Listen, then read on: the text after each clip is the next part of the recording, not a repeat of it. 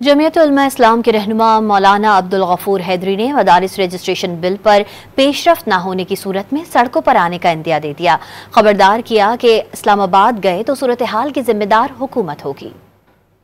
دینی مدارس کے رجسٹریشن کے حوالے سے تمام جماعتیں شامل اتفاق رائے سے سینٹ نے بھی پاس کیا، قومی اسمبلی نے بھی پاس کیا۔ زرداری صاحب نے جو اس نے آبجیکشن لگائے ہیں وہ 10 دن کے اندر ہونی چاہیے، وہ 10 دن گزر گئے، 15 دن گزر گئے، اس کے بعد جو ہے اس نے کوئی اعتراضات لگا کے پرسوں ہماری میٹنگ تھی پرائم منسٹر صاحب سے اور پیپلز پارٹی کی قیادت میں موجود تھی اور اتفاق رائے سے ہمارے موقف کو تسلیم کیا گیا۔ اب اگر پارلیمنٹ کے ذریعے ہمیں اسلام نہیں دیتے، جمہوری طریقے سے اسلام نہیں دیتے، تو پھر ہمارے پاس کون سا راستہ بچتا ہے؟ اور اگر جماعت نے انقلاب کا فیصلہ کیا تو انشاءاللہ العظیم یہاں انقلاب آ کر رہے گا، کوئی مائی کا لال اس انقلاب کو نہیں روک سکے۔